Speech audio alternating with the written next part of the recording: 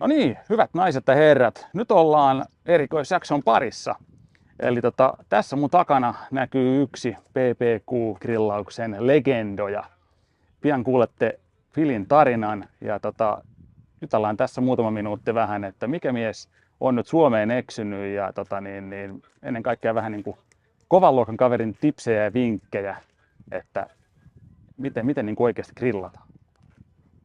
Okay, hey! Welcome to Finland, Phil Wingo. Thank you. It's great to be here. Is this the first time actually? It's actually my third time here. Okay, yeah. So I did like 6 barbecue classes before, and then this one we're going to do a pig, and then join in the team with the contest. tell who you are and what's your background? So I am a pitmaster from Chicago, Illinois, and I started full-time in the barbecue business around 2011. I made some rubs and sauce, and I actually have 3 flavors of our rubs being made here in Finland that we have through Papa May's. And it's enjoyable to come over and talk about rubs and sauces, do a little cooking, and just promote the brand, Pork Mafia. Okay. So what's your background? How you came to the BBQ? So originally was an iron worker in Chicago, climbing steel and banging on steel all day. And in the 90s, the industry took a tank, and I always grilled in the backyard. And my dad had a business where he rented motorhomes.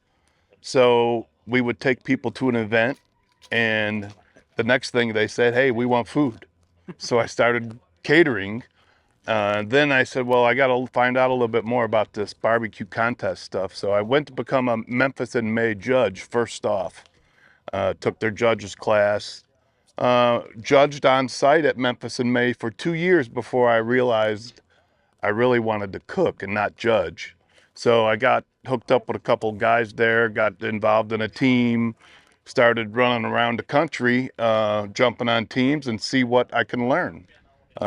By 2014, I'd started Pork Mafia, and now we probably have about 15 or 16 different rubs that we sell, along with making custom blends, but our main business is selling product to restaurants. Okay. So that's where I make my money, is selling to restaurants. Retail is okay, but when you're getting started, there's no money in it. Okay. So is the Pork Mafia working USA and Finland, but what about other countries? So we do sell through a couple distributors, and I want to say about 15 different countries in Europe. Okay. And in the States, there is a porkmafia.ca, which is Canada, which is a friend of mine who does a lot of catering. And in the States, I don't really chase catering, and my whole business is seasonings and sauces. So that's where we focus on. How many times you have been in judge, and how many times about what is the player or competitor? So for contests, for me, I really like to do the bigger ones, like Memphis and May. I have cooked at the Jack Daniels a couple times with a couple different teams. One year we took first place ribs. I think it was 2013. Okay. We took first place ribs on the team. Okay. And then it was years after that, as I went to Sweden, then to the Netherlands. So I think it's 6 countries I've been to, and somewhat have been teaching a barbecue class or doing a demo using the products. What kind of grill you usually use when you barbecue? So at home I have a ceramic grill, and I use that, and I use a Alvaron pit, which is my pig cooking pit, similar to this one. But it's wood/propane, and cooking a pig all night, I just got tired of feeding that thing all day. Yeah. So I went with propane. I'm sorry. But to get sleep and to use for catering, you got to have it. Yeah. So I use the Alvaron pit quite often. What is the best meat what you have ever eaten, and what is the best food experience? I mean, the restaurant visit or something. So my favorite meat is brisket. I do believe Wagyu brisket is the best. There are a few different brands. I've tried most of them, and they're all pretty tasty. So I mean, I can't say one's a little better than the other or not. You know, it depends on the cook as well. Yeah. So that's fine if you're using the same stuff the guy next to you is. He still has to cook it as well. So same products don't really matter, you know, different pits, different wood, different temperatures, speed of how fast you're cooking, it all's a factor. Yeah. So what about the most experience? So my favorite experience is what we call a boucherie. Okay. A boucherie is a start to finish. We will actually kill the animal, process the animal, butcher the animal, and cook it all in the same weekend. So we do this with pigs mostly. We have done it with a cow.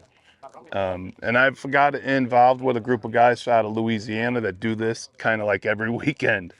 So leaving some barbecue contests aside was okay for me because I love to go to see the whole process, start to finish. And at these boucheries, every piece of that animal is used. There's nothing that goes to waste.